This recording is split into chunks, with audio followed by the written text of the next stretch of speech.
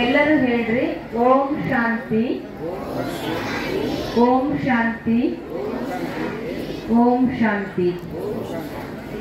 ಪರಮಪಿತ, ಪರಮ ಶಿಕ್ಷಕ, ಪರಮ ಸದ್ಗುರು, ಪರಮಾತ್ಮನ ಪ್ರೀತಿಯ ಸಂತಾನರಾಗಿರುವಂತಹ ಈ ಮಠದ ಗುರುಗಳಾಗಿರುವಂತಹ ಪೂಜ್ಯರಿಗೆ ವಂದಿಸಿ, ಹಾಗೂ ಸತ್ತಿಗೆರೆ ಗ್ರಾಮದ ಗುರು ಹಿರಿಯರಿಗೆ ವಂದಿಸಿ, ಈ ಕಾರ್ಯಕ್ರಮದ ವೇದಿಕೆ ಮೇಲಿರುವಂತಹ ಪ್ರಜಾಪಿತ ಬ್ರಹ್ಮಕುಮಾರಿ ಈಶ್ವರೀಯ ವಿಶ್ವವಿದ್ಯಾಲಯದ ಎಲ್ಲ ಸಹೋದರಿಯರಿಗೆ ವಂದಿಸಿ, ದೇವತಾ ರೂಪದಲ್ಲಿ ತಮಗೆ ದರ್ಶನ ಕೊಡುವುದಕ್ಕಾಗಿ ಕುಳಿತಿರುವಂತಹ ಯೋಗಿಗಳು, ತ್ಯಾಗಿಗಳು, ತಪಸ್ವಿಗಳು, ತಮ್ಮ ಜೀವನವನ್ನು ಭಗವಂತನಿಗಾಗಿ ಅರ್ಪಣೆ ಮಾಡಿಕೊಂಡಿರುವಂತಹ ಈ ಚೈತನ್ಯ ದೇವಿಯರಿಗೆ ವಂದಿಸಿ, ಈ ಸಭೆಯಲ್ಲಿರುವಂತಹ ಎಲ್ಲ ಮಾತೆಯರಿಗೆ, ಸಹೋದರರಿಗೆ, ಯುವಕರಿಗೆ, ಮಕ್ಕಳಿಗೆ, ಸಮಾಜದ ಎಲ್ಲ ಹಿರಿಯರಿಗೆ ಹಾಗೂ ಸುತ್ತಲೂ ಗ್ರಾಮದಿಂದ ಜಾತ್ರೆಗಾಗಿ ಆಗಮಿಸಿರುವಂತಹ ಎಲ್ಲರಿಗೂ ವಂದಿಸಿ, ಇವತ್ತು ತಮ್ಮೂರ ಜಾತ್ರೆಯನ್ನು ಮಾಡ್ತಾ ಇದ್ದೀರಿ. ಈ ಜಾತ್ರೆಯಲ್ಲಿ ಎಲ್ಲರೂ ಬಹಳಷ್ಟು ಉಮಂಗ ಉತ್ಸಾಹದಿಂದ, ವಿಜೃಂಭಣೆಯಿಂದ, ಖುಷಿಯಿಂದ ಕುಣಿದು ಹಾಡಿ ಭಂಡಾರ ಆಡ್ತಾ ಈ ಜಾತ್ರೆಯನ್ನು ಮಾಡ್ತಾ ಇದ್ದೀರಿ. ನಾವು ಈ ಜಾತ್ರೆಯ ನಿಮಿತ್ತವಾಗಿ ತಮ್ಮೂರಿಗೆ ಬಂದಿದ್ದೇವೆ. ನಮಗೆ ಬಹಳಷ್ಟು ಸಂತೋಷ ಆಗಿದೆ. ತಾವು ನಮಗೆ ತಮ್ಮೂರಿಗೆ ಬರಮಾಡಿಕೊಂಡಿದ್ದಕ್ಕಾಗಿ ತಮ್ಮೆಲ್ಲರಿಗೂ ಅನಂತ ಅನಂತ ಅನಂತ ಧನ್ಯವಾದಗಳನ್ನು ಅರ್ಪಿಸ್ತೀವಿ. ನಾವು ಪ್ರಜಾಪಿತ ಬ್ರಹ್ಮಕುಮಾರಿ ಈಶ್ವರೀಯ ವಿಶ್ವವಿದ್ಯಾಲಯದಿಂದ ತಮ್ಮೂರಿಗೆ ಚೈತನ್ಯ ದೇವಿಯರ ಮಂಟಪವನ್ನು ದರ್ಶನ ಮಾಡಿಸುವುದಕ್ಕಾಗಿ ಬಂದಿದ್ದೇವೆ. ತಾವೆಲ್ಲ ನೋಡ್ತಾ ಇದ್ದೀವಿ. ಇಷ್ಟೊತ್ತಿನವರೆಗೆ ತಮ್ಮ ಎದುರುಗಡೆ 3 ಗಂಟೆವರೆಗೆ ಈ ದೇವಿಯರು ಕೂತ್ಕೊಳ್ತಾರೆ. ಅದೇ ರೀತಿ ಯಾವುದೇ ತಮ್ಮನ್ನೇ ಈ ರೀತಿ ಕೂಡ್ರಿ ಅಂತಂದ್ರೆ 3 ಗಂಟೆ ಕೂಡೋದಕ್ಕೆ ಕಠಿಣ ಅನಿಸ್ತದೆ. ಯಾಕೆ ಇವ್ರು ಕೂತ್ಕೊಂಡಿದ್ದಾರೆ ಅಂತಂದ್ರೆ ಅವರು ಪರಮಾತ್ಮನ ನೆನಪು ಮಾಡುವ, ತಪಸ್ಸು ಮಾಡುವ ಅಭ್ಯಾಸವನ್ನ ಮಾಡಿದ್ದಾರೆ. ಅವರು ತಮ್ಮ ಜೀವನವನ್ನ ಪರಮಾತ್ಮನ ಸೇವೆಗಾಗಿ ಅರ್ಪಣೆ ಮಾಡಿಕೊಂಡಿದ್ದಾರೆ. ಯಾತಕ್ಕಾಗಿ ಕೂತ್ಕೊಂಡಿದ್ದಾರೆ ದೇವತಾ ರೂಪದಲ್ಲಿ ಅಂತಂದ್ರೆ, ದೇವತೆಗಳು ಯಾರು, ಎಲ್ಲಿದ್ರು, ಯಾವಾಗಿದ್ರು ಅನ್ನೋದನ್ನ ತಮಗೆ ತಿಳಿಸೋದಕ್ಕಾಗಿ ಕೂತ್ಕೊಂಡಿದ್ದಾರೆ. ಈಗ ನಾವು ದೇವಿಯರಿಗೆ ಮಾತಾ ಅಂತ ಹೇಳ್ತೀವಿ, ಜಗನ್ಮಾತಾ ಅಂತ ಹೇಳ್ತೀವಿ, ವಿಶ್ವ ಸ್ವರೂಪಿಣಿ, ವಿಶ್ವ ಕಲ್ಯಾಣಿ, ದುರ್ಗಾ, ಶೀತಲಾ ದೇವಿ, ಹಾಗೂ ಲಕ್ಷ್ಮೀ ದೇವಿ, ಸರಸ್ವತಿ ದೇವಿ, ಪಾರ್ವತಿ ದೇವಿ, ಅಂಬಾದೇವಿ, ಕಾಳಿ ದೇವಿ, ಈ ಎಲ್ಲ ದೇವಿಯರಿಗೆ ಮಹಿಮೆ ಮಾಡ್ತೀವಿ. ಆ ದೇವಿಯರ ಹತ್ರ ಹೋಗಿ ಬೇಡ್ಕೊಳ್ತೀವಿ. ವಿದ್ಯಾ ಬೇಕು ಅಂತಂದ್ರೆ ಸರಸ್ವತಿ ದೇವಿ ಹತ್ರ ಹೋಗಿ, ಹೇ ದೇವಿ ನಮಗೆ ವಿದ್ಯೆಯನ್ನು ಕೊಡು, ಕರುಣಿಸು, ದಯಪಾಲಿಸು ಅಂತ ಕೇಳ್ತೇವೆ. ಶಕ್ತಿ ಬೇಕು ಅಂತಂದ್ರೆ ಶಕ್ತಿ ದೇವಿ ಹತ್ರ ಹೋಗ್ತೀವಿ, ಹೇ ದೇವಿ ಶಕ್ತಿಯನ್ನು ಕೊಡು ಅಂತ ಕೇಳ್ತೀವಿ. ಹಾಗೂ ಲಕ್ಷ್ಮೀ ದೇವಿ ಹತ್ರ ಹೋಗ್ತೀವಿ, ಹೇ ಲಕ್ಷ್ಮೀ ದೇವಿ ನಮಗೆ ಸಂಪತ್ತನ್ನು ಕೊಡು ಅಂತ ಕೇಳ್ತೀವಿ. ಅನ್ನಪೂರ್ಣ ದೇವಿ ಹತ್ರ ಹೋಗ್ತೀವಿ, ಹೇ ದೇವಿ ನಮಗೆ ಅನ್ನವನ್ನ ಕೊಡು, ಈ ಭೂಮಿಯ ಮೇಲೆ ಮಳೆ ಬೆಳೆ ಸಮೃದ್ಧಿ ಎಲ್ಲವೂ ಎಲ್ಲರಿಗೂ ಕೊಡು ಅಂತ ದೇವಿ ಹತ್ರ ಹೋಗಿ ಕೇಳ್ತೇವೆ. ಆ ದೇವಿಯರು ಯಾರು ಅಂದ್ರೆ ಸದಾ ಕಾಲ ಕೊಡುವಂಥವರು. ದೇವಿಯರಿಗೆ ಶಿವಶಕ್ತಿಯರು ಅಂತ ಹೇಳಾಗ್ತದೆ. ಶಿವಶಕ್ತಿಯರು ಅಂತಂದ್ರೆ ಶಿವನಿಂದ ಶಕ್ತಿಯನ್ನ ಪಡೆದಿರುವಂಥವರು. ಅದಕ್ಕೆ ಶಿವನಿಂದ ಶಕ್ತಿಯನ್ನ ಪಡೆದಿರುವಂತಹ ದೇವಿಯರು ಇವತ್ತು ತಮಗೆ ಈ ಒಂದು ಸಂದೇಶವನ್ನ ಕೊಡುವುದಕ್ಕಾಗಿ ತಮ್ಮ ಎದುರುಗಡೆ ದರ್ಶನ ಕೊಡ್ತಾ ಇದ್ದಾರೆ. ಆ ಶಿವ ಯಾರು, ಎಲ್ಲಿದ್ದಾರೆ, ಆ ಶಿವನಿಗೂ ನಮಗೂ ಸಂಬಂಧ ಏನು, ಆ ಶಿವನನ್ನ ನೆನಪು ಮಾಡುವಂತಹ ವಿಧಿವಿಧಾನ ಏನು, ಆ ಶಿವನನ್ನ ನೆನಪು ಮಾಡೋದ್ರಿಂದ ನಮಗೆ ಸಿಗುವಂತಹ ಪ್ರಾಪ್ತಿ ಏನು ಅನ್ನೋದನ್ನ ತಿಳಿಸುವುದಕ್ಕಾಗಿ ಅವರು ತಮ್ಮ ಎದುರುಗಡೆ ಇವತ್ತು ದರ್ಶನ ಕೊಡ್ತಾ ಇದ್ದಾರೆ. ಈಶ್ವರೀಯ ವಿಶ್ವವಿದ್ಯಾಲಯದಿಂದ ನಾವು ತಮಗೆ ತಿಳಿಸ್ಕೊಡ್ತಾ ಇರುವಂತಹ ಒಂದು ಸಂದೇಶ ಏನು ಅಂತಂದ್ರೆ, ಪರಮಾತ್ಮನು ಈ ಧರೆಯ ಮೇಲೆ ಅವತರಿಸಿದ್ದಾನೆ. ಪರಮಾತ್ಮನು ಈ ಭೂಮಿಯ ಮೇಲೆ ಅವತರಿಸಿ ಸತ್ಯ ಜ್ಞಾನವನ್ನು ತಿಳಿಸ್ಕೊಡ್ತಾ ಇದ್ದಾರೆ. ಹೇ ಆತ್ಮೀಯರೇ, ಪರಮಾತ್ಮನು ಕರೆದಾಗ ಬರುವನಲ್ಲದೆ ಬರುವಾಗ ಬರುವನು ಅಂತ ಹೇಳಾಗ್ತದೆ. ಪರಮಾತ್ಮ ಯಾವಾಗ ಈ ಭೂಮಿಯ ಮೇಲೆ ಬರ್ತಾನೆ ಅಂತಂದ್ರೆ ನಾವೆಲ್ಲರೂ ಕರಿತಾ ಇದ್ದೀವಿ. ಎಲ್ಲ ಜಗತ್ತಿನಲ್ಲಿ ಎಲ್ಲ ಕಡೆಗೂ ದುಃಖ, ಅಶಾಂತಿ, ಅನ್ಯಾಯ, ಅತ್ಯಾಚಾರ, ಕೊಲೆ, ಸುಲಿಗೆ ಎಲ್ಲವೂ ಅತಿಯಾಗಿತ್ತು. ನಾವು ಭಗವಂತನನ್ನ ಕೂಗ್ತಾ ಇದ್ದೀವಿ, ಹೇ ಭಗವಂತ ಬಾ, ಈ ದುಃಖ ಅಶಾಂತಿಯನ್ನು ದೂರ ಮಾಡು, ಸುಖ ಶಾಂತಿಯನ್ನು ಕೊಡು ಅಂತ ಪರಮಾತ್ಮನನ್ನ ಕೂಗ್ತಾ ಇದ್ದೀವಿ. ಪರಮಾತ್ಮ ಈ ಭೂಮಿಯ ಮೇಲೆ ಬಂದಿದ್ದಾರೆ. ನಾವು ಏನನ್ನ ಭಗವಂತನಿಗೆ ಕೇಳ್ತಾ ಇದ್ದೀವೋ ಅದನ್ನು ಕೊಡೋದಕ್ಕಾಗಿ ಪರಮಾತ್ಮ ಬಂದಿದ್ದಾನೆ. ನಾವು ತಗೊಳ್ಳೋದಕ್ಕಾಗಿ ಸ್ವಲ್ಪ ಸಮಯವನ್ನ ಕೊಡಬೇಕಾಗಿದೆ. ಪರಮಾತ್ಮ ಹೇಗೆ ಬಂದಾರೆ, ಹೇಗೆ ನಮಗೆ ಕೊಡ್ತಾರೆ ಅನ್ನೋದನ್ನ ತಿಳ್ಕೊಳ್ಬೇಕಾಗಿದೆ. ಅದಕ್ಕೆ ಪರಮಾತ್ಮನು ಮೊದಲು ನಮಗೆ ತಿಳಿಸ್ಕೊಡ್ತಾ ಇರೋದು ಏನು ಅಂತಂದ್ರೆ, ನಾನು ಯಾರು, ಎಲ್ಲಿಂದ ಬಂದೆ, ಯಾತಕ್ಕಾಗಿ ಬಂದೆ, ನಾನು ಹೋಗೋದು ಎಲ್ಲಿಗೆ, ಏನನ್ನ ತಗೊಂಡು ಹೋಗ್ತೇನೆ ಅನ್ನುವಂಥದ್ದನ್ನ ಪರಮಾತ್ಮನು ತಿಳಿಸ್ಕೊಡ್ತಾ ಇದ್ದಾರೆ. ಮಕ್ಕಳು ಎಲ್ಲರೂ ಶಾಂತಿಯಿಂದ ಕೂತ್ಕೊಳ್ರಿ, ಶಾಂತಿಯಿಂದ ಕೂತ್ಕೊಳ್ರಿ. ನೀವು ಶಾಣೆ ಇದ್ದೀರಲ್ಲ, ಅದಕ್ಕೆ ಇದೇ ಒಂದು ಸಮಯ, ಈಗಿಲ್ಲದಿದ್ದರೆ ಇನ್ನೆಂದಿಗೂ ಇಲ್ಲ ಅಂತ ಹೇಳಾಗ್ತದೆ. ಅದಕ್ಕೆ ಪರಮಾತ್ಮನು ನಮಗೆ ತಿಳಿಸ್ಕೊಡ್ತಾ ಇದ್ದಾರೆ. ಇವತ್ತು ಅಂಗೈಯಲ್ಲಿ ಮೊಬೈಲ್ ಇಟ್ಕೊಂಡು ಜಗತ್ತನ್ನೆಲ್ಲ ತಿಳ್ಕೊಂಡಾನೆ ಮನುಷ್ಯ, ತನ್ನನ್ನೇ ತಾನು ನಾನು ಯಾರು ಅನ್ನೋದನ್ನ ಮರೆತಿದ್ದಾನೆ. ಅದಕ್ಕೆ ಅರಿತರೆ ಶರಣ, ಮರೆತರೆ ಮಾನವ ಅಂತ ಹೇಳಿದ್ರು. ಏನನ್ನು ಅರಿತುಕೊಳ್ಬೇಕು, ನಾನು ಯಾರು ಅನ್ನೋದನ್ನ ತಿಳ್ಕೊಳ್ಬೇಕು. ಅದಕ್ಕೆ ಅರಿವೇ ಗುರು, ತನ್ನ ತಾನರಿದೊಡೆ ಇನ್ನೇನು ಅಂತ ಹೇಳಿದ್ರು. ಅದಕ್ಕೆ ಪರಮಾತ್ಮನು ನಮಗೆ ತಿಳಿಸ್ಕೊಡೋದೇನು ಅಂದ್ರೆ, ನಾನು ಯಾರು. ಇವತ್ತು ಮನುಷ್ಯ ಏನ್ ತಿಳ್ಕೊಂಡಾನೆ, ನಾನು ಯಾರು ಅಂತಂದ್ರೆ ಈ ಮೂಳೆ ಮಾಂಸ ಚರ್ಮದಿಂದ ಇರುವಂತಹ ಈ ತೊಗಲಿನ ಗೊಂಬೆನೆ ನಾನು ಅಂತ ತಿಳ್ಕೊಂಡಾನೆ. ಅದಕ್ಕೆ ಪರಮಾತ್ಮ ಹೇಳ್ತಾನೆ, ಮಕ್ಕಳೇ ಈ ದೇಹ ನೀವಲ್ಲ, ನೀವೊಂದು ಚೈತನ್ಯ ಶಕ್ತಿ ಆತ್ಮ ಆಗಿದ್ದೀವಿ. ನಾವೆಲ್ಲರೂ ಕೂತಿದ್ದೀವಿ, ನೋಡ್ತಿದ್ದೀವಿ, ಮಾತಾಡ್ತೀವಿ, ವಿಚಾರ ಮಾಡ್ತೀವಿ, ಹೇಳ್ತೀವಿ, ಕೂಡ್ತೀವಿ, ಉಡ್ತೀವಿ, ತಿರುಗಾಡ್ತೀವಿ. ಇದನ್ನೆಲ್ಲ ಮಾಡೋದು ಯಾರು ಅಂದ್ರೆ, ಈ ದೇಹದ ಒಳಗಡೆ ಒಂದು ಚೈತನ್ಯ ಶಕ್ತಿ ಇದೆ. ಆ ಚೈತನ್ಯ ಶಕ್ತಿಗೆ ಪ್ರಾಣ, ಜೀವ, ಆತ್ಮ ಅಂತ ಹೇಳ್ತೀವಿ. ಆ ಆತ್ಮ ಈ ದೇಹದೊಳಗೆ ಇದೆ ಅಂತಾನೆ ನಾವೆಲ್ಲರೂ ಕೂತ್ಕೊಂಡಿದ್ದೀವಿ. ಅದಕ್ಕೆ ಪರಮಾತ್ಮ ತಿಳಿಸ್ಕೊಡ್ತಾನೆ, ನಿಮ್ಮನ್ನು ನೀವು ಯಾರು ಅನ್ನೋದನ್ನ ತಿಳಿದುಕೊಳ್ಳಿರಿ. ಅದಕ್ಕೆ ಸರ್ವಜ್ಞವನ್ನು ಮಾತು ಹೇಳ್ತಾನೆ, 8 ಗೇಣಿನ ದೇಹ, 108 ಕೋಟಿ ರೋಮಗಳು, ಬಂಟ ನೀನಿದ್ದು ಅಗಲಿದೊಡೆ, ಹೆಂಟೋರು ಸರ್ವಜ್ಞ ಅಂತ. ಅದಕ್ಕೆ ನಾವು ಈ ಶರೀರದೊಳಗೆ ಇದ್ದಾಗ ಮಾತ್ರ ಈ ದೇಹಕ್ಕೆ ಬೆಲೆ ಇದೆ. ಈ ದೇಹದೊಳಗಡೆ ಇರುವಂತಹ ಆತ್ಮ, ಜೀವ, ಪ್ರಾಣ ಹೊರಟು ಹೋಯಿತು ಅಂದ್ರೆ ಈ ದೇಹಕ್ಕೆ ಬೆಲೆ ಇದೆ ಅಂದ್ರೆ, ಈ ದೇಹಕ್ಕೆ ಮುಟ್ಟಿದ್ರೆ ಸ್ನಾನ ಮಾಡ್ತೀವಿ. ಒಬ್ಬ ಮನುಷ್ಯ ಇಂಥ ಜಾತ್ರೆಗೆ ಬಂದಿದ್ದ, ದೇವ್ರ ದರ್ಶನ ಮಾಡ್ಕೊಳ್ಳು ಅಂತ ಬಂದಿದ್ದ. ಅವ್ನು ಹೊಸ ಚಪ್ಪಲಿ ಹಾಕೊಂಡ್ ಬಂದಿದ್ದ. ಆ ಚಪ್ಪಲಿ ಎಲ್ಲಿ ಬಿಡಬೇಕಪ್ಪ, ಗದ್ಲದ ಕಳಿಬಾರ್ದು ಅಂತ ವಿಚಾರ ಮಾಡಿದ್ದ.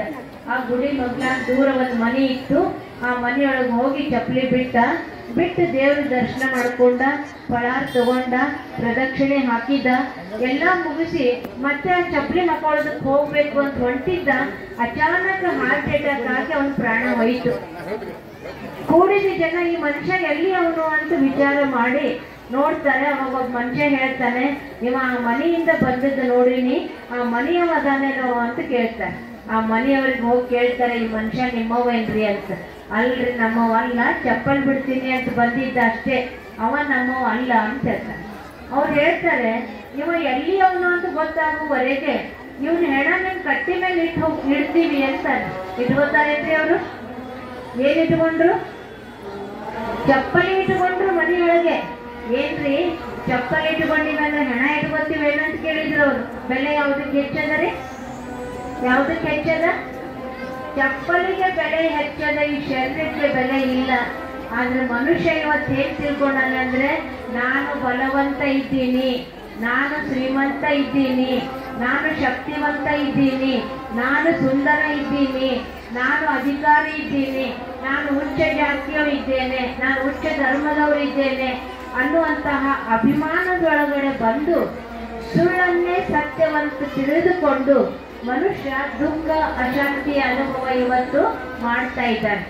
ಪರಮಾತ್ಮ ಹೇಳ್ತಾನೆ, ಸತ್ಯಕ್ಕೆ ಸಾವಿಲ್ಲ, ಸುಳ್ಳಿಗೆ ಸುಖ ಇಲ್ಲ. ಎಲ್ಲಿವರೆಗೆ ಈ ದೇಹ ನಾನು ಅಂತ ತಿಳ್ಕೊಂಡಿವಿ ಅಲ್ಲಿವರೆಗೆ ಸುಖ ಇಲ್ಲ. ಎಲ್ಲಿಯವರೆಗೆ ನನ್ನ ಆತ್ಮ ಅಂತ ತಿಳ್ಕೊಳ್ತೀನಿ ಅಲ್ಲಿ ಸಾವಿಲ್ಲ. ಅದಕ್ಕೆ ಸತ್ಯಕ್ಕೆ ಸಾವಿಲ್ಲ, ಸುಳ್ಳಿಗೆ ಸುಖ ಇಲ್ಲ.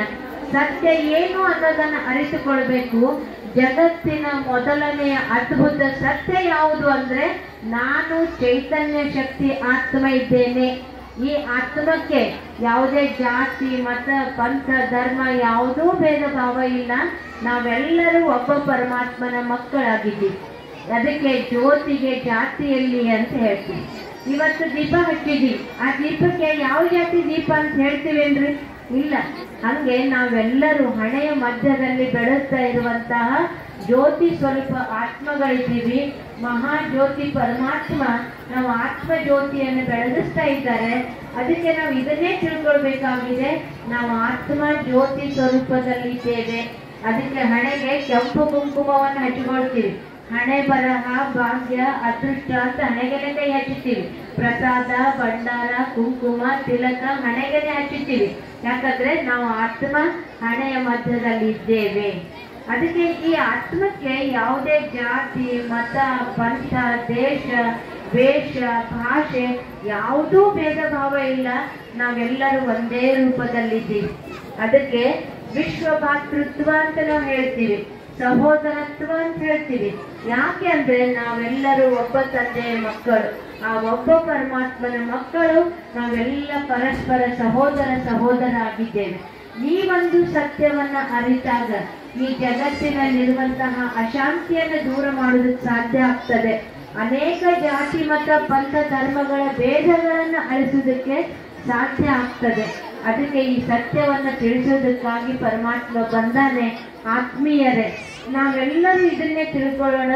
ನಾವೆಲ್ಲರೂ ಒಬ್ಬ ತಂದೆಯ ಮಕ್ಕಳು, ಜ್ಯೋತಿ ಸ್ವರೂಪ ಆತ್ಮಗಳು. ನಾವೆಲ್ಲ ಸಹೋದರ ಆತ್ಮಗಳಾಗಿದ್ದೇವೆ. ಅದಕ್ಕೆ ಹೇಳಲಾಗ್ತದೆ, ನಾವೆಲ್ಲ ಆತ್ಮಗಳು, ನಮಗಿಲ್ಲ ಶತ್ರುಗಳು. ನಾವೆಲ್ಲ ಆತ್ಮಗಳಿದ್ದೀವಿ ಅಂತಂದ್ಮೇಲೆ ಯಾರಿಗೆ ಯಾರು ಶತ್ರುಗಳಿದ್ದಾವೆ? ನಾವೆಲ್ಲ ಜ್ಯೋತಿಗಳು, ನಮಗಿಲ್ಲ ಜಾತಿಗಳು. ಜ್ಯೋತಿಗೆ ಜಾತಿಯಲ್ಲಿ ಜಾತಿ ಹೀನನ ಮನೆಯ ಜ್ಯೋತಿಕ ಹೀನವೇ ಅಂತ ಹೇಳ್ತಾರೆ. ಅದಕ್ಕೆ ನಾವೆಲ್ಲ ಜ್ಯೋತಿಗಳಿದ್ದೇವೆ, ನಮಗೆ ಯಾವುದು ಜಾತಿಗಳೆಲ್ಲ. ನಾವೆಲ್ಲರೂ ಒಬ್ಬ ತಂದೆಯ ಮಕ್ಕಳಿದ್ದೇವೆ. ನಾವೆಲ್ಲರೂ ಒಂದೇ ಮನೆಯವರಿದ್ದೇವೆ. ನಾವೆಲ್ಲರೂ ಪರಮಾತ್ಮನ ಮಡಿಲಿನ ಮಕ್ಕಳಾಗಿದ್ದೇವೆ ಅನ್ನುವಂತಹ ತಿಳುವಳಿಕೆ ಪರಮಾತ್ಮ ನಮಗೆ ಕೊಡ್ತಾ ಇದ್ದಾನೆ. ಯಾವ ರೀತಿ ಒಂದು ಕಾರ್ ಒಳಗಡೆ ಡ್ರೈವರ್ ಇರ್ತಾನೆ, ಆ ಗಾಡಿಯನ್ನು ಹೊಡೆದು ನಡೆಸ್ಕೊಂಡು ಹೋಗ್ತಾನೆ, ಉಪಯೋಗ ಮಾಡ್ತಾನೆ. ಉಪಯೋಗ ಮಾಡಿ ಮಾಡಿ ಮಾಡಿ ಆ ಗಾಡಿ ಏನಾಗ್ತದೆ? ಹೊಸದಾಗ್ತದೆ, ಹಳೇದಾಗ್ತದೆ. ಹಳೇದಾದ್ಮೇಲೆ ಗ್ಯಾರೇಜ್ ತಗೊಂಡು ಹೋಗ್ತಾನೆ, ರಿಪೇರಿ ಮಾಡ್ತಾನೆ, ಉಪಯೋಗ ಮಾಡ್ತಾನೆ. ರಿಪೇರಿ ಮಾಡಿ ಉಪಯೋಗ ಮಾಡಿ ಒಂದು ದಿನ ಪೂರ್ಣ ಗಾಡಿ ಉಪಯೋಗ ಮಾಡೋದಕ್ಕೆ ಬರುವುದಿಲ್ಲ. ಆಗ ಡ್ರೈವರ್ ಏನ್ ಮಾಡ್ತಾನೆ? ಹಳೆ ಗಾಡಿ ಬಿಟ್ಬಿಡ್ತಾನೆ, ಹೊಸ ಗಾಡಿ ತಗೊಳ್ತಾನೆ. ಅದೇ ರೀತಿ ನಾವು ಆತ್ಮಗಳು ಈ ದೇಹ ಅನ್ನುವಂತಹ ಗಾಡಿ ಒಳಗಡೆ ಇದ್ದೀವಿ. ಬಾಲ್ಯಾವಸ್ಥೆ, ಯುವಾವಸ್ಥೆ, ಪ್ರೌಢಾವಸ್ಥೆ, ಮುಪ್ಪಾವಸ್ಥೆ ಈ ದೇಹಕ್ಕೆ ಬರ್ತದೆ. ಯಾವಾಗ ಮುಪ್ಪಾಗ್ತದೆ ಒಂದೊಂದು ಅಂಗಗಳು ರಿಪೇರಿ ಬರ್ತಾರೆ. ಡಾಕ್ಟರ್ ಕಡೆಗೆ ಹೋಗ್ತೀವಿ, ರಿಪೇರಿ ಮಾಡಿಸ್ಕೋತೀವಿ. ಕಣ್ಣು ರಿಪೇರಿ ಬಂದ್ರೆ ಕಣ್ಣು ಹಾಕಿಸ್ಕೋತೀವಿ, ಹಲ್ಲು ರಿಪೇರಿ ಬಂದ್ರೆ ಹಲ್ಲು ಹಾಕಿಸ್ಕೋತೀವಿ. ಯಾವ ಅಂಗ ರಿಪೇರಿಗೆ ಬರ್ತದೋ ಆ ಅಂಗವನ್ನ ರಿಪೇರಿ ಮಾಡ್ಕೊಳ್ತೀವಿ, ಮತ್ತೆ ಉಪಯೋಗ ಮಾಡ್ತೀವಿ. ರಿಪೇರಿ ಮಾಡಿದಂಗೆ ಈ ಗಾಡಿನ ಹಳೇದಾಗ್ತದೆ, ಹೊಸದಾಗ್ತದೆ, ಹಳೇದಾಗ್ತಾ ಹೋಗ್ತದೆ. ಯಾವಾಗ ಹಳೇದಾಗ್ತದೆ ಈ ಗಾಡಿ ಉಪಯೋಗ ಮಾಡೋದಕ್ಕೆ ಬರುವುದಿಲ್ಲ, ಅವಾಗ ಒಳಗಡೆ ಇರುವಂತ ಆತ್ಮ ಏನ್ ಮಾಡ್ತದೆ? ಈ ಹಳೆ ಗಾಡಿಯನ್ನು ಬಿಟ್ಟು ಬಿಡ್ತದೆ, ಮತ್ತೊಂದು ತಾಯಿಯ ಗರ್ಭದಲ್ಲಿ ಪ್ರವೇಶ ಮಾಡಿ ಮತ್ತೊಂದು ಹೊಸ ಗಾಡಿಯನ್ನ ತಗೊಳ್ತದೆ. ಹಳೆಯ ದೇಹವನ್ನು ಬಿಟ್ಟು ಹೊಸ ದೇಹವನ್ನು ತಗೊಳ್ತದೆ. ಯಾವ ರೀತಿ ಅಂಗಿ ಹಳೇದಾಯ್ತು ಅಂದ್ರೆ ಹಳೆ ಅಂಗಿ ಹರಿದಿದ್ದಂಗೆ ಬಿಟ್ಟು ಬಿಡ್ತೀವಿ, ಹೊಸ ಅಂಗಿ ಹಾಕೊಳ್ತೀವಿ. ಹಾಗೆ ಆತ್ಮನೂ ಕೂಡ ಈ ದೇಹವನ್ನ ಬಿಟ್ಟು ಮತ್ತೊಂದು ದೇಹವನ್ನು ತಗೊಳ್ತದೆ. ಅದಕ್ಕೆ ಹೇಳ್ತೇವೆ, ಪುನರಪಿ ಜನನ ಪುನರಪಿ ಮರಣ. ಪುನಃ ಈ ಆತ್ಮ ಈ ಹಳೆಯ ದೇಹವನ್ನು ಬಿಡ್ತದೆ, ಹೊಸ ದೇಹವನ್ನು ತಗೊಳ್ತದೆ. ಈ ರೀತಿ ನಾವು ಆತ್ಮಗಳು ಈ ಭೂಮಿಯ ಮೇಲೆ ಬಂದಿದ್ದೇವೆ. ನಮ್ಮ ಮನೆ ಯಾವುದು ಅಂದ್ರೆ ಹೇಳ್ತೀವಿ, ಅಲ್ಲಿದೆ ನೋಡು ನನ್ನ ಮನೆ, ಇಲ್ಲಿಗೆ ಬಂದೆವು ಸುಮ್ಮನೆ ಅಂತ. ಇಲ್ಲಿ ಕೆಲವು ದಿನಗಳಿಗಾಗಿ ಈ ದೇಹ ಅನ್ನುವಂತಹ ಡ್ರೆಸ್ ಅನ್ನು ಧರಿಸಿ ಪಾತ್ರ ಮಾಡೋದಕ್ಕಾಗಿ ಈ ಭೂಮಿ ಮೇಲೆ ಬಂದ್ವಿ.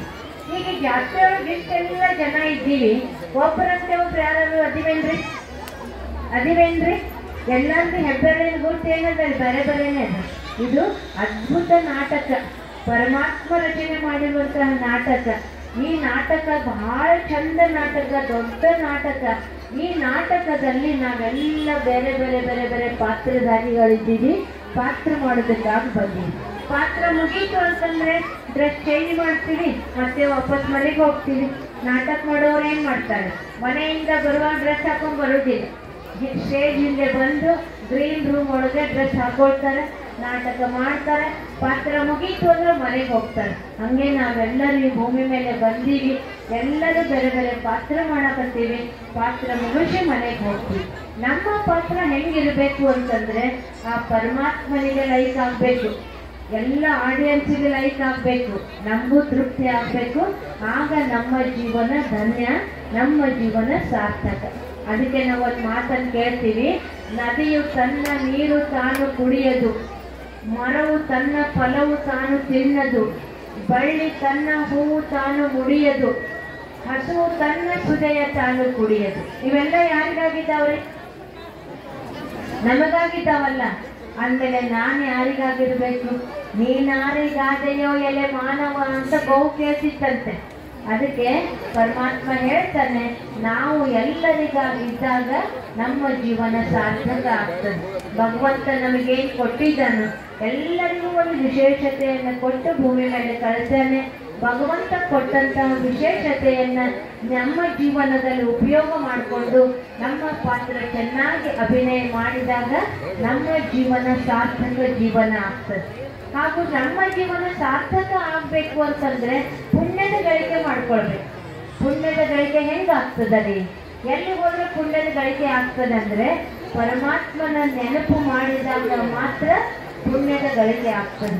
ಅದಕ್ಕೆ ಅನುಭವಿಗಳು ಹೇಳಿದ್ರು, ಏಳುತ್ತಲೇ ಶಿವ ಎನ್ನಿ, ಬೀಳುತ್ತಲೇ ಶಿವ ಎನ್ನಿ, ಎದ್ದು ಒಳಗಾಗ ಶಿವ ಎನ್ನಿ, ಏಳೆಡೆ ಸರ್ಪ ಬಂದಾಗ ಶಿವ ಎನ್ನಿ. ಅದಕ್ಕೆ ಎದ್ರು ಶಿವ ಶಿವ, ಕುಂತರು ಶಿವ ಶಿವ, ಕೆಲಸ ಮಾಡಿದ್ರು ಶಿವ ಶಿವ ಅಂತ ಪರಮಾತ್ಮನನ್ನು ನೆನಪು ಮಾಡ್ತಾ ಇದ್ದೀವಿ ಅಂತಂದ್ರೆ ನಾವು ಪುಣ್ಯದ ಗಳಿಕೆಯನ್ನ ಮಾಡ್ಕೋತೀವಿ. ಅದಕ್ಕೆ ಪರಮಾತ್ಮ ಯಾರು ಅಂತಂದ್ರೆ ಪರಮಾತ್ಮ ನಾವೆಲ್ಲರಿಗೂ ತಂದೆ. ಆ ಪರಮಾತ್ಮನನ್ನ ಹಿಂದೂಗಳು ಜ್ಯೋತಿರ್ಲಿಂಗಂ ಶಿವ ದೇವನೊಬ್ಬ ನಾಮ ಹಲವು ಅಂತ ಹೇಳಿ, ಅದೇ ಪರಮಾತ್ಮನಿಗೆ ಕ್ರಿಶ್ಚಿಯನ್ನರು God is one, God is light ಅಂತ ಹೇಳಿ, ದೇವರು ಒಬ್ಬನೇ ಪ್ರಕಾಶ ಸ್ವರೂಪದಲ್ಲಿದ್ದಾನೆ ಅಂತ ಹೇಳಿ. ಅದೇ ಪರಮಾತ್ಮನನ್ನ ಯಾರು ಮುಸ್ಲಿಂ ಧರ್ಮದವರು ಅಲ್ಲ, ಏಕ್ ಮಹಿಮಾ ಅನೇಕ್, ಸಬ್ಕಾ ಮಾಲಿಕ್ ಏಕ್ ಹೈ ಅಂತ ಹೇಳಿ, ಅದೇ ಭಗವಂತನನ್ನ ಕ್ರಿಶ್ಚಿಯನ್ ಧರ್ಮದಲ್ಲಿ ಏಕ್ ಓಂಕಾರ ಅಂತ ಹೇಳಿ. ಇವರೆಲ್ಲರೂ ಬೇರೆ ಬೇರೆ ಇದ್ದಾರೆ ಅಂದ್ರೆ ಎಲ್ಲರೂ ಹೇಳಿದ್ದೇನು? ದೇವನೊಬ್ಬ, ಅಲ್ಲಾ ಏಕ್, ಗಾಡ್ ಇಸ್ ಒನ್, ಏಕ್ ಓಂಕಾರ. ಅಂದ್ರೆ ಎಲ್ಲಾ ಧರ್ಮದವರು ಹೇಳಿರೋದೇನು ಅಂದ್ರೆ ನಮ್ಮೆಲ್ಲರಿಗೂ ಪರಮಾತ್ಮನು ಒಬ್ಬಾತನೇ ಇದ್ದಾನೆ. ಅವ್ರು ಯಾರಾದರೂ ಪರಮಾತ್ಮರು ನಾನು ಪರಮಾತ್ಮ ಅಂತ ಹೇಳ್ಕೊಂಡಾರೇನ್ರಿ? ಈ ಬೆರಳನ್ನ ಮೇಲೆ ಮಾಡೋದ್ ಬದಲು ತಮ್ಮ ಕಡೆ ತೋರಿಸ್ಕೊಂಡಿದ್ದಾರೇನ್ರಿ? ಪರಮಾತ್ಮ ನಾನಿದ್ದೇನೆ ಅಂತ ಅವ್ರು ಹೇಳಿಲ್ಲ. ಅವ್ರೇನ್ ಹೇಳಿದ್ರು? ಎಲ್ಲರಿಗೂ ಪರಮಾತ್ಮ ಒಬ್ಬನೇ ಇದ್ದಾನೆ. ಆ ಒಬ್ಬ ಪರಮಾತ್ಮ ಇಡೀ ಜಗತ್ತಿಗೆ ಒಡೆಯ. ಅವನಿಗೆ ನಾವು ಮಹಿಮೆ ಮಾಡ್ತೀವಿ. ಜಗದೀಶ್ವರ, ವಿಶ್ವೇಶ್ವರ, ಲೋಕೇಶ್ವರ, ಪರಮೇಶ್ವರ ಅಂತ ಪರಮಾತ್ಮನಿಗೆ ಮಹಿಮೆ ಮಾಡ್ತೀವಿ. ಯಾಕಂದ್ರೆ ಜಗತ್ತಿಗೆ ಒಡೆಯ ಜಗದೀಶ್ವರ, ಲೋಕಕ್ಕೆ ಒಡೆಯ ಲೋಕೇಶ್ವರ, ವಿಶ್ವಕ್ಕೆ ಒಡೆಯ ವಿಶ್ವೇಶ್ವರ, ಜಗತ್ತಿಗೆ ಒಬ್ಬ ಆತನೇ ಇದ್ದಾನೆ. ಆ ಒಬ್ಬ ಪರಮಾತ್ಮನನ್ನ ನಾವು ನೆನಪು ಮಾಡಬೇಕಾಗಿದೆ. ಅವನನ್ನು ನೆನಪು ಮಾಡಿದಾಗ ನಾವು ಪುಣ್ಯದ ಗಳಿಕೆಯನ್ನು ಮಾಡ್ಕೊಳ್ತೀವಿ, ಇಲ್ಲ ಅಂದ್ರೆ ಪುಣ್ಯದ ಗಳಿಕೆ ಆಗುವುದಿಲ್ಲ. ಅದಕ್ಕೆ ಪರಮಾತ್ಮನ ರೂಪ ಜ್ಯೋತಿ ಸ್ವರೂಪ, ಪರಮಾತ್ಮನ ಹೆಸರು ಶಿವ. ಪರಮಾತ್ಮನ ಕೆಲಸ ಏನು ಅಂದ್ರೆ ಜಗತ್ತಿಗೆ ಕಲ್ಯಾಣ ಮಾಡೋದು. ಪರಮಾತ್ಮನ ಜೊತೆಗೆ ನಮ್ಮ ಸಂಬಂಧ ಏನು ಅಂದ್ರೆ ತಂದೆ ಮಕ್ಕಳ ಸಂಬಂಧ. ಪರಮಾತ್ಮನ ಜೊತೆಗೆ ತಂದೆ ನೀನು, ತಾಯಿ ನೀನು, ಬಂಧು ನೀನು, ಬಳಗ ನೀನು ಅಂತ ಹೇಳಿದೀವಿ. ಅದರ ಸಂಬಂಧದ ಅನುಭವ ನಾವು ಪರಮಾತ್ಮನ ಜೊತೆಗೆ ಮಾಡಿದಾಗ ಪುಣ್ಯದ ಗಳಿಕೆಯನ್ನು ನಾವು ಮಾಡ್ಕೊಳ್ತೀವಿ. ಭಗವಂತ ನಮಗೆ 24 ಗಂಟೆ ಕೊಟ್ಟಾನಿಲ್ರಿ? 24 ಗಂಟೆ ಒಳಗೆ ಒಂದು ಅರ್ಧ ಗಂಟೆ ಶಿವ ಅಂದ್ರೆ ಪುಣ್ಯದ ಗಳಿಕೆ ಆಗ್ತದೆ. ನಾವು ಎಷ್ಟು ಶಿವ ಅಂತೀವಿ ಹೇಳ್ರಿ? ಕಷ್ಟ ಬಂದಾಗ, ಸಂಕಟ ಬಂದಾಗ ವೆಂಕಟರಮಣ, ಏನಾದರೂ ಕಷ್ಟ ಬಂತು ಅಂದ್ರೆ ಅಪ್ಪ ದೇವರೇ ನನಗೆ ಆರಾಮ್ ಮಾಡಪ್ಪ, ಅಪ್ಪ ದೇವರೇ ನಮ್ಗೆ ಚಲೋಕ್ ಮಾಡಪ್ಪ, ಅಪ್ಪ ದೇವರೇ ನಮ್ಗೆ ಬೆಳೆ ಕೊಡಪ್ಪ, ಮಳೆ ಇಲ್ಲ ಮಳೆ ಕೊಡು, ಬೆಳೆ ಇಲ್ಲ ಬೆಳೆ ಕೊಡು. ಯಾವಾಗ ಇಲ್ಲ ಅವಾಗ ಭಗವಂತನ ನೆನಪು ಮಾಡ್ತೀವಿ. ಎಲ್ಲ ಕೊಟ್ಟಾಗ ಭಗವಂತನ ನೆನಪು ಮಾಡಲಿಲ್ಲ. ಅದಕ್ಕೆ ಪರಮಾತ್ಮನನ್ನ ನೆನಪು ಮಾಡಬೇಕಾಗಿದೆ.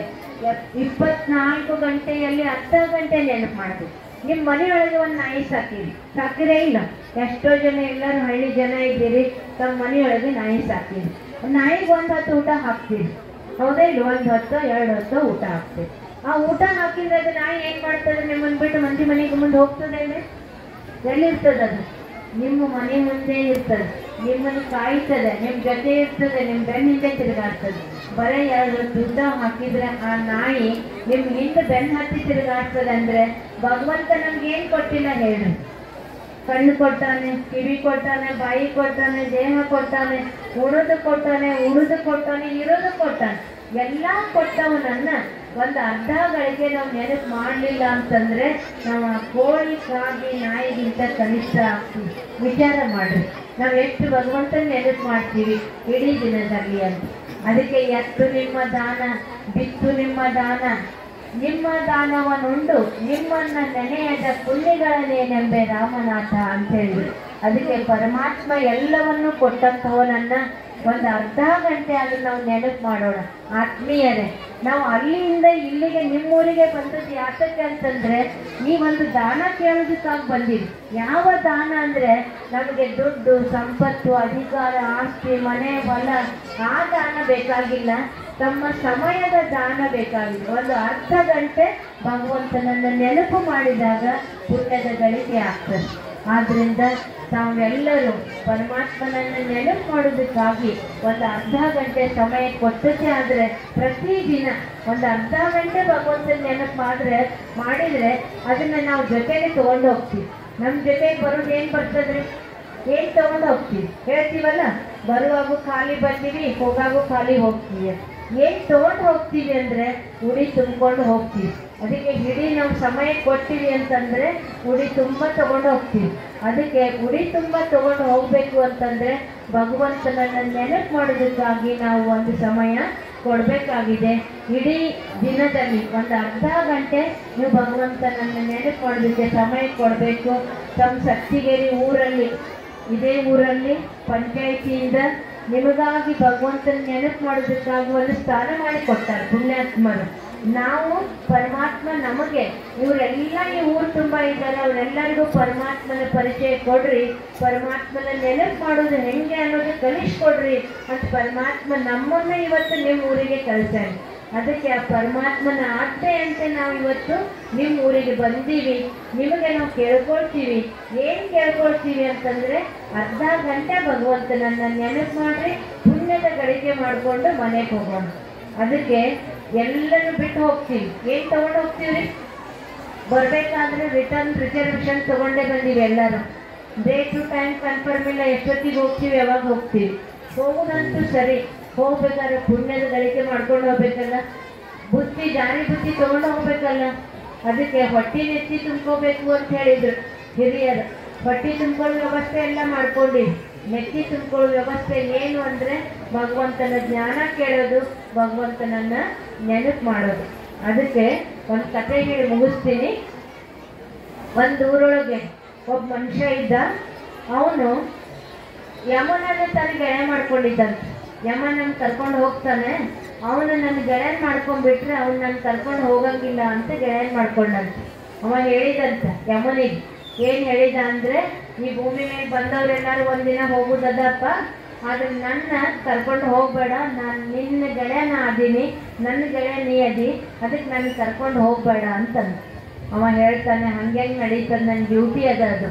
ಗೆಳೆಯ ಇದ್ರೆ ಮತ್ತೆ ಏನಾರ ಮಾಡ್ಬೋದು, ನನ್ನ ಡ್ಯೂಟಿ ಕರ್ಕೊಂಡು ಹೋಗೋದಾದ್ರೆ ಸಮಯ ಮುಗಿದ್ಮೇಲೆ ಮತ್ತೆ ನಾನು ಕರ್ಕೊಂಡು ಹೋಗಬೇಕು. ಆಗ ಅವ ಹೇಳ್ತಾನೆ, ಆಯ್ತಪ್ಪ ಕರ್ಕೊಂಡು ಹೋಗಿಂತ ಮೊದಲು ಒಂದಿಟ್ಟು ಹೇಳು, ಇಂಥ ದಿನ ನಾನು ಬರ್ತೀನಿ ಅಂದರೆ ಕೊಟ್ಟು ತಗೊಂಡು ತಯಾರಿಯಾಗಿ ಬರ್ತೀನಿ ಅಂತ ಹೇಳ್ತಾರೆ. ಆಯಿತು, ಕೆಲವು ವರ್ಷಗಳು ಹೋದ್ಮೇಲೆ ಯಮ ಬರ್ತಾನೆ, ಅಪ್ಪ ನಡಿ ಈಗ ಹೋಗಬೇಕು ಅಂತಾನೆ. ಅಲ್ಲ, ನಾನು ನಿನಗೆ ಹೇಳಿದ್ದೆ ಬರಬೇಕಾದ್ರೆ ಹೇಳಿ ಬಾ ಅಂತ, ನೀನು ನನಗೇನು ಹೇಳೇ ಬಂದಿಲ್ಲಲ್ಲ, ಒಮ್ಮಿಂದೊಮ್ಮೆ ಬಂದುಬಿಟ್ಟು ಅಂತ ಕೇಳ್ತಾರೆ. ಅವ ಹೇಳ್ತಾನೆ, 4 ಪತ್ರ ಬರ್ದೀನಿ ಅಂತ. ಎಲ್ಲದ ಪತ್ರ ಸಾಕ್ಷಿ ಅಂತ ಹೇಳ್ತಾನ. ಅವ ಹೇಳ್ತಾನೆ, 1ನೇ ಪತ್ರ ನಿನ್ ತಲೆ ಕೂದಲು ಬೆಳ್ಳು ಮಾಡಿದೆ, ನೀ ಬಿಳಿ ತಲೆ ಕರಿ ಬಣ್ಣ ಹಚ್ಕೊಂಡು ಊರು ತಿರ್ಗಾಕತ್ತಿದ್ವಿ, ಅದನ್ನ ಮರ್ತು ಬಿಟ್ಟಿ ಅಂತ ಹೇಳಿದ್ವಿ. 2ನೇ ಪತ್ರ ಬರ್ದಿನಿ, ಕಣ್ಣು ಮಂಜಾಯ್ತು, ದವಾಖಾನೆಗೆ ಹೋಗಿ ಕಣ್ಣು ಆಪ್ರೇಷನ್ ಮಾಡ್ಕೊಂಡು ಚಸ್ಮಾ ಹಾಕೊಂಡು ದೇಶ ನೋಡ್ಬೇಕು ಅಂತ ತಿರುಗಾಡಕತ್ತೀವಿ, ಮರ್ತೇ ಬಿಟ್ಟು. 3ನೇ ಪತ್ರ ಬರದೆ ಹಲ್ಲು ಹೋಯ್ತು, ಹಳೆ ಹಲ್ಲು ತೆಗೆದು ಹೊಸ ಹಲ್ಲು ಹಾಕೊಂಡು ಹೊಸ ಹೊಸ ಊಟ ಮಾಡಬೇಕು ಅಂತ ತಿರುಗಾಡಕತ್ತೀವಿ, ನೀವು ಮರ್ತೇ ಬಿಟ್ಟಿ ಅಂತ. 4ನೇ ಪತ್ರ ಬರ್ದೀನಿ. ಆ ಪತ್ರ ಯಾವುದು ಅಂದರೆ ಶುಗರೋ BP-ನೋ ಥೈರಾಯ್ಡೋ ರೋಗ ಬಂತು, ನೀನು ನಾನು ಹೋಗೋ ಸಮಯ ಬಂತು ಅಂತ ಎಚ್ಚರಿಲ್ಲ. ಯಾವ ಡಾಕ್ಟರ್ ಚಲೋ ಅದಾರ, ಯಾವ ಊರಿಗೆ ತೋರಿಸ್ಕೊಳ್ಳಿ, ಯಾವ ಔಷಧ ಚಲೋ ಅದ, ಇದನ್ನೇ ತಿರುಗಾಡ್ಕೊತ ನಿನ್ನ ಸಮಯ ಕಳೆದಿ, ಸಮಯ ಮುಗೀತು ಹೋಗೋ ನಡಿ ಅಂತ ಹೇಳ್ತಾನೆ. ಅದಕ್ಕೆ ಆ ಗೆಳೆಯ ಒಬ್ಬನಿಗೆ ಅಲ್ಲ, ನಮ್ಮೆಲ್ಲರಿಗೂ ಯಮ ಏನಿದ್ದಾನೆ ಗೆಳೆಯ ಇದ್ದಾನೆ. ಎಲ್ಲರೂ ವಿಚಾರ ಮಾಡ್ಕೊಳ್ರಿ, ನಮ್ಮೆಲ್ಲರಿಗೂ ಪತ್ರ ಬಂದಾವ. ಒಬ್ಬರಿಗೆ 1 ಪತ್ರ ಬಂದಿರಬೇಕು, ಒಬ್ರಿಗೆ 2 ಪತ್ರ ಬಂದಿರ್ಬೋದು, ಒಬ್ರಿಗೆ 3 ಬಂದಿರ್ಬೋದು, ಒಬ್ರಿಗೆ 4 ಬಂದಿರ್ಬೋದು. ನಾವು ಸಣ್ಣವರಾಗಿ ಬಿಟ್ಟರೆ ನಮ್ಗೆ ಇನ್ನೂ ಪತ್ರ ಬಂದಿಲ್ಲ ಅಂತಂದರೆ ಇವತ್ತು ಪತ್ರ ಬಂದಿರಲಿಕ್ಕಿಲ್ಲ, ನಾಳೆ ಒಂದಲ್ಲ ಒಂದು ದಿನ ಆ ಪತ್ರ ಬಂದೇ ಬರ್ತದೆ. ಹೌದಾ ಇಲ್ರಿ? ಆ ಪತ್ರ ಬಂದೇ ಬರ್ತದೆ, ನಾವು ತಯಾರಿ ಆಗಬೇಕು. ಅದಕ್ಕೆ ಪರಮಾತ್ಮ ಹೇಳ್ತಾನೆ, ಈಗಿಲ್ಲದಿದ್ದರೆ ಇನ್ನೆಂದಿಗೂ ಇಲ್ಲ. ಮಕ್ಕಳೇ, ನನ್ನನ್ನು ನೆನಪು ಮಾಡಿ ಪುಣ್ಯದ ಗಳಿಕೆ ಮಾಡಿಕೊಂಡು ನನ್ನ ಜೊತೆಗೆ ನೀವು ಬರಬೇಕು ಅಂತಂದರೆ ನೀವು ಇವತ್ತು ನನ್ನನ್ನು ನೆನಪು ಮಾಡಿರಿ. ಅದಕ್ಕೆ ಏನು ಮಾಡೋಣ ಹೇಳ್ರಿ? ಎಲ್ಲರೂ ಜನ ಕೂಡಿರಿ, ಗುರುಗಳು ಹಿರಿಯರು ಎಲ್ಲರೂ ಕೂಡ್ಯಾರ, ಊರು ಜನ ಎಲ್ಲ ಸೇರಿರಿ, ಸುತ್ತೂರಿನ ಜನ ಸೇರಿರಿ. ಏನು ಮಾಡೋಣ ಹೇಳ್ರಿ? ತಯಾರಿ ಮಾಡ್ಕೊಳ್ಳೋಣ, ಪುಣ್ಯದ ಗಳಿಕೆ ಮಾಡ್ಕೊಳ್ಳೋಣ. ಪುಣ್ಯದ ಗಳಿಕೆ ಮಾಡ್ಕೊಳ್ಳೋದಕ್ಕೆ ಏನು ಮಾಡೋಣ? ಪರಮಾತ್ಮನ ನೆನಪು ಮಾಡೋದಕ್ಕೆ ಒಂದು ಅರ್ಧ ಗಂಟೆ ಸಮಯವನ್ನು ತಾವು ಕೊಡಬೇಕು. ಇಡೀ ದಿನದಲ್ಲಿ ಕೆಲಸ ಕಾರ್ಯ ಮಾಡ್ತಾ, ಅದಕ್ಕೆ ಕೆಲಸ ಕಾರ್ಯ ಮಾಡ್ತಾನೆ ಭಗವಂತನ ನೆನಪು ಮಾಡೋದಕ್ಕೆ ನೇಗಿಲ ಯೋಗಿ ಅಂತ ಹೇಳಿದ್ರು. ಹೊಲ್ದಾಗ ಕೆಲಸ ಮಾಡ್ಕೋತ ಮಾಡೋದ್ರಿಂದ, ಮನೆಯೊಳಗೆ ಕೆಲಸ ಮಾಡ್ಕೋತ ಮಾಡೋದಕ್ಕೆ ಕರ್ಮಯೋಗಿ ಅಂತ ಹೇಳಿದ್ರು. ನಮ್ಮ ಕೆಲಸ ಕಾರ್ಯ ಬಿಡಬೇಕಾಗಿಲ್ಲ, ಮನೆ ಮಠ ಬಿಡಬೇಕಾಗಿಲ್ಲ, ಸಂಸಾರ ಬಿಡಬೇಕಾಗಿಲ್ಲ, ಉಣೋದು ತಿನ್ನೋದು ಬಿಡಬೇಕಾಗಿಲ್ಲ, ಮದುವೆ ಮುಂಜುವೆ ಮಕ್ಕಳು ಬಿಡಬೇಕಾಗಿಲ್ಲ, ಏನು ಬಿಡಬೇಕಾಗಿಲ್ಲ. ಬರೀ ಏನು ಕೊಡಬೇಕು ಅಂದರೆ ನಮ್ಮ ಸಮಯ ಕೊಟ್ಟು ಭಗವಂತನನ್ನು ನೆನಪು ಮಾಡಬೇಕು, ಇಷ್ಟೇ. ಅದಕ್ಕೆ ಪರಮಾತ್ಮ ನಮಗೆ ಹೇಳಿ ಕಳಿಸ್ತಾರೆ. ನಮ್ಮನ್ನು ಯಾಕೆ ಕಳಿಸ್ತಾರೆ ಇಷ್ಟೆಲ್ಲ ಜನ ತಮ್ಮ ಊರಿಗೆ ಅಂತಂದರೆ, ಇಂಥ ಊರೊಳಗೆ ನನ್ನ ಮಕ್ಕಳು ಅದಾರ, ಅವರಿಗೆ ಈ ಸುದ್ದಿ ನೀವು ಹೇಳ್ರಿ, ಭಗವಂತನನ್ನು ನೆನಪು ಮಾಡ್ರಿ. ಈಗಿಲ್ಲ ಅಂದ್ರೆ ಮುಂದೆ ಒಂದು ಕರಾಳ ದಿನ ಬರ್ತದೆ. ಅದಕ್ಕೆ ಭಗವಂತನನ್ನು ನೆನಪು ಮಾಡಿದಾಗ ಮಕ್ಕಳಲ್ಲಿ ಒಳ್ಳೆ ಗುಣ ಬರ್ತದೆ. ಭಗವಂತನ ನೆನಪು ಮಾಡಿ ಅಡಿಗೆ ಮಾಡ್ರಿ, ಭಗವಂತನ ನೆನಪು ಮಾಡಿ ಊಟ ಮಾಡ್ರಿ, ಕೆಲಸ ಕಸ ಮುಸುರಿ ಕಸ ಬಗ್ಸಿ ಏನು ಮಾಡ್ತೀರಿ ಭಗವಂತನ ನೆನಪಿನಿಂದ ಮಾಡಿದ್ರೆ ಪುಣ್ಯದ ಗಳಿಕೆ ಮಾಡಿಕೊಂಡು ನಾವು ಉಡಿ ತುಂಬಿಕೊಂಡು ಹೋಗ್ತೀವಿ. ಅದಕ್ಕೆ ಹೇಳ್ತೀವಿ, ಯಾರಿಗಾರು ಕಷ್ಟ ಬಂತು ಅಂದರೆ ಸುಖ ಇದ್ದವ್ರಿಗೆ ಏನಂತಾರೆ? ಅವ್ರು ದೇವ್ರ ಕಡೆ ಬೇಡ್ಕೊಂಡು ಬಂದಾರ್ರಿ ಅಂತೀವಿ, ಬೇಡ್ಕೊಂಡು ಬಂದಾರ್ರಿ ಅಂತೀವಿ ಇಲ್ಲ. ಅದಕ್ಕೆ ಈಗ ನಾವು ಏನು ಮಾಡೋಣ? ದೇವ್ರ ಕಡೆ ಬೇಡ್ಕೊಳ್ಳೋದು ಭಗವಂತ ಕಲ್ಸಕತ್ತಾನೆ. ಅದಕ್ಕೆ ಅವನನ್ನು ನೆನಪು ಮಾಡಿ ನಾವು ನಮ್ಮ ಉಡಿ ತುಂಬಿಕೊಂಡು ಹೋಗೋಣ. ಅದಕ್ಕೆ ತಮ್ಮೆಲ್ಲರಿಗೂ ಆತ್ಮೀಯರೇ ವಿನಂತಿಯಿಂದ ಕಳಕಳಿಯಿಂದ ತಮ್ಮಲ್ಲಿ ನಾನು ಕೇಳ್ಕೊಳ್ತೇನೆ, ಭಗವಂತನನ್ನು ನೆನಪು ಮಾಡೋದಕ್ಕಾಗಿ ಸ್ವಲ್ಪ ಸಮಯ ತಾವು ಕೊಡಿರಿ. ಹಾಗೂ ತಾವೆಲ್ಲ ಇಷ್ಟು ಜನ ಅಣ್ಣಂದರು ನಿಂತೀರಿ, ನಮ್ಮೆಲ್ಲ ಸಹೋದರರು ನಿಂತೀರಿ. ತಮ್ಮ ಸಹೋದರರಲ್ಲಿ ನಾವು ಸಹೋದರಿಯರು ಈ ಊರಿಗೆ ಬಂದು ನಿಮ್ಮಿಂದ ಕೇಳೋದೇನು ಅಂತಂದರೆ, ನಿಮ್ಮ ಹತ್ರ ಇರುವಂತಹ ಯಾವುದಾದ್ರೂ ಒಂದು ಚಟವನ್ನು ದಾನವಾಗಿ ಕೊಡ್ರಿ ಅಂತ ಇವತ್ತು ಕೇಳ್ತೀವಿ. ಭಗವಂತ ನಮಗೆ ಕಳ್ಸಾನೆ. ಯಾಕಂದರೆ ನೀವು ಯಾವುದಾದ್ರೂ ಒಂದು ಅಭ್ಯಾಸವನ್ನು ಬಿಟ್ರಿ ಅಂತಂದರೆ ನಿಮ್ಮ ಜೀವನ ಸುಂದರ ಆಗ್ತದೆ, ಸುಖಮಯ ಆಗ್ತದೆ, ನಿಮ್ಮ ದುಡ್ಡು ಉಳಿತದೆ, ಆರೋಗ್ಯ ಉಳಿತದೆ, ನಿಮ್ಮ ಮನೆ ಚಂದ ಇರ್ತದೆ, ನಿಮ್ಮ ಸಂಸಾರ ಸುಖವಾಗಿರ್ತದೆ. ಅದಕ್ಕೆ ನಾವು ಇವತ್ತು ಕಳಕಳಿಯಿಂದ ನಿಮ್ಮನ್ನು ಕೇಳ್ಕೊಳ್ತೀವಿ. ಚೀಟಿ ತಿನ್ನೋದು, ಕುಡಿಯೋದು, ತಂಬಾಕು ತಿನ್ನೋದು, ಸೆರೆ ಕುಡಿಯೋದು, ಸಿಗರೇಟ್ ಸೇದೋದು, ಬೀಡಿ ಸೇದೋದು, ಇವೆಲ್ಲ ಏನು ಅಭ್ಯಾಸ ಇದ್ದಾವಲ್ಲ, ಇದು ಯಾರಿಗೂ ಚಲೋ ಮಾಡೋದಿಲ್ಲ. ಜಗತ್ತು ಚಲೋ ಆಗಬೇಕು, ಈ ಭೂಮಿ ಚಲೋ ಆಗಬೇಕು. ಬಸವಣ್ಣನವರು ಕಲ್ಯಾಣ ರಾಜ್ಯ ನಿರ್ಮಾಣ ಮಾಡಬೇಕು ಅಂತ ಕನಸ್ಕೊಂಡ್ರು. ಗಾಂಧೀಜಿಯವರು ರಾಮರಾಜ್ಯ ನಿರ್ಮಾಣ ಮಾಡಬೇಕು ಅಂತ ಕನಸ್ಕೊಂಡ್ರು. ಅದಕ್ಕೆ ನಮ್ಮ ಗುರುಗಳು, ಹಿರಿಯರು, ಮಹಾತ್ಮರು, ಪುಣ್ಯಾತ್ಮರು, ಧರ್ಮಾತ್ಮರು ಈ ಭೂಮಿಯನ್ನು ಸುಂದರ ಮಾಡಬೇಕು ಅಂತ ಪ್ರಯತ್ನ ಮಾಡಿದರು. ಅದಕ್ಕೆ ಅದು ಮಾಡೋದು ಯಾರ ಕೈಯೊಳಗೆ ಅಂತಂದ್ರೆ ಯಾರ ಕೈಯೊಳಗದ ರೀ? ನಮ್ಮ ಕೈಯೊಳಗೆ ಅದ, ನಮ್ಮೆಲ್ಲರ ಕೈಯೊಳಗೆ ಅದ. ಅದಕ್ಕೆ ನಾವೆಲ್ಲರೂ ನಮ್ಮ ಒಂದು ಬೆರಳಿನ ಸಹಯೋಗ ಕೊಟ್ಟಾಗ, ಒಂದು ಬೆರಳಿನ ಸಹಯೋಗ ಅಂದರೆ ಒಬ್ಬ ತಂದೆಯ ಮಕ್ಕಳು ಅನ್ನುವಂಥ ಸಹಯೋಗ ಕೊಟ್ಟು ನಮ್ಮ ಜೀವನವನ್ನು ಸುಂದರ ಮಾಡಿಕೊಂಡು ಈ ದುಶ್ಚಟಗಳಿಂದ ಮುಕ್ತರಾಗಿ ಭಗವಂತನನ್ನು ನೆನಪು ಮಾಡಿದಾಗ ಇದೇ ಭೂಮಿಯ ಮೇಲೆ ಸುಂದರ ಸಮಾಜದ ನಿರ್ಮಾಣ ಆಗ್ತದೆ, ಇದೇ ಭೂಮಿ ಸ್ವರ್ಗ ಆಗ್ತದೆ. ಅದಕ್ಕೆ ಒಂದು ಮಾತು ಹೇಳ್ತಾರೆ, ಚಂದನ ಹೈ ಇಸ್ ದೇಶ ಕಿ ಧರತಿ, ತಪೋಭೂಮಿ ಹರ ಗ್ರಾಮ ಹೈ, ಹರ ಬಾಲ ದೇವಿ ಕಿ ಪ್ರತಿಮಾ, ಬಚ್ಚಾ ಬಚ್ಚಾ ರಾಮ ಹೈ ಅಂದ್ರು. ಈ ಭೂಮಿ ಸಾಧಾರಣ ಭೂಮಿ ಅಲ್ಲ. ಭಾರತದ ಭೂಮಿ ಪುಣ್ಯ ಭೂಮಿ, ಧರ್ಮ ಭೂಮಿ, ದೈವ ಭೂಮಿ, ಕರ್ಮ ಭೂಮಿ. ಪುಣ್ಯಾತ್ಮರು, ಧರ್ಮಾತ್ಮರು, ಮಹಾತ್ಮರು, ದೇವಾತ್ಮರು ಆಗಿ ಹೋಗಿರುವಂತಹ ಭೂಮಿ. ಈ ಭೂಮಿಯ ಮೇಲೆ ನಾವು ಹುಟ್ಟಿದ್ದೀವಿ ಅಂತಂದ್ರೆ ಈ ಭೂಮಿಯ ಮೇಲೆ ನಾವು ಪುಣ್ಯದ ಗಳಿಕೆ ಮಾಡ್ಕೊಳ್ಳೋದಕ್ಕೆ ಆಗ್ತದ ಇಲ್ರಿ? ನಿಮ್ ಕೈ ಎತ್ತಿ ಹೇಳ್ರಿ, ಆಗ್ತದ ಇಲ್ಲ ಅಂತ. ಆಗ್ತದೆ ಅನ್ನೋರು ಕೈ ಎತ್ತಿ. ಆಗ್ತದ ಇಲ್ಲ? ಹಾಗೇ ಆಗ್ತದೆ. ನಮ್ಮ ಕೈಯೊಳಗೆ ಅದ. ನಮ್ಮ ಮನೆ ಸ್ವಚ್ಛ ಇಟ್ಕೋಬೇಕು ಅಂದ್ರೆ ನಮ್ಮ ಕೈಯೊಳಗೆ ಅದ, ನಮ್ಮ ಮನೆಯೊಳಗೆ ಕಸ ಮಾಡ್ಕೋಬೇಕು ಅಂದ್ರೆ ನಮ್ಮ ಕೈಯೊಳಗೆ ಅದ. ಅದಕ್ಕೆ ಪರಮಾತ್ಮ ನಮ್ಗೆ ತಿಳಿಸ್ಕೊಡ್ತಾ ಇದ್ದಾರೆ, ಆತ್ಮೀಯರೇ ಈ ಭೂಮಿಯ ಮೇಲೆ ಸುಂದರ ಸಮಾಜದ ನಿರ್ಮಾಣ ನಾವು ನೀವು ಎಲ್ಲರೂ ಸೇರಿ ಮಾಡೋಣ ಅಂತ ತಮ್ಮಲ್ಲಿ ಕೇಳಿಕೊಂಡು ಇಷ್ಟೊತ್ತಿನವರೆಗೆ ಭಗವಂತನು ತಿಳಿಸಿರುವಂತಹ ಸಂದೇಶವನ್ನ ಶಾಂತಿಯಿಂದ ಪ್ರೀತಿಯಿಂದ ಕೇಳಿರುವಂತಹ ತಮ್ಮೆಲ್ಲರಿಗೂ ಕೇಳಿರುವುದನ್ನು ತಮ್ಮ ಜೀವನದಲ್ಲಿ 2 ಮಾತಾದರೂ ಅಳವಡಿಸಿಕೊಳ್ತೀರಿ ಅಂತ ನಂಬಿ ಇಷ್ಟೊತ್ತಿನವರೆಗೆ ನಮಗೆ ಈ ವಿಚಾರಗಳನ್ನು ತಿಳಿಸುವುದಕ್ಕಾಗಿ ಅವಕಾಶವನ್ನು ಕೊಟ್ಟಿರುವಂತಹ ಈ ಊರಿನ ಎಲ್ಲ ಸರ್ವರಿಗೂ, ನಾವು ಸುತ್ತಲೂ ಊರಿನಿಂದ ಬಂದಿರುವಂತಹ ಸರ್ವರಿಗೂ, ಹಿರಿಯರಿಗೂ, ಗಣ್ಯರಿಗೂ, ಮಕ್ಕಳಿಗೂ, ಯುವಕರಿಗೂ, ಮಾತೆಯರಿಗೂ ಎಲ್ಲರಿಗೂ ಅನಂತ ಅನಂತ ಅನಂತ ವಂದನೆಗಳನ್ನು ಅರ್ಪಿಸ್ತೇನೆ. ಧನ್ಯವಾದಗಳು. ಓಂ ಶಾಂತಿ, ಓಂ ಶಾಂತಿ, ಓಂ ಶಾಂತಿ.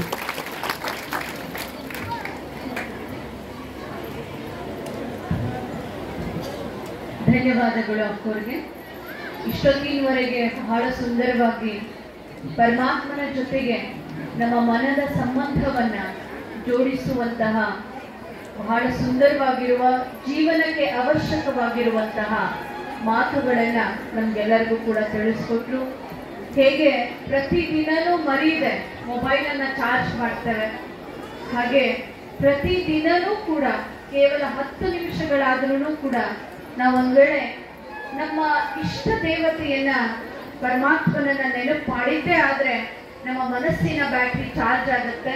ಪದೇ ಪದೇ ನಾವೇನು ಟೆನ್ಷನ್ ಆಗ್ತಾ ಇದೆ ಅನ್ನೋ ಶಬ್ದವನ್ನ ನಾವೇನು ಉಪಯೋಗ ಮಾಡ್ತೀವಿ, ಆ ಟೆನ್ಷನ್ ಇಂದ ನಾವೆಲ್ಲರೂ ಕೂಡ ಸಹಜವಾಗಿಯೇ ಇವತ್ತು ದೂರ ಆಗ್ಬೋದು. ಈಗ ನಾವು ಇನ್ನೊಂದು ಸುಂದರ ನೃತ್ಯವನ್ನ ವೀಕ್ಷಿಸೋಣ ಕುಮಾರಿ ಸಿಂಧು ಇವಳಿಂದ.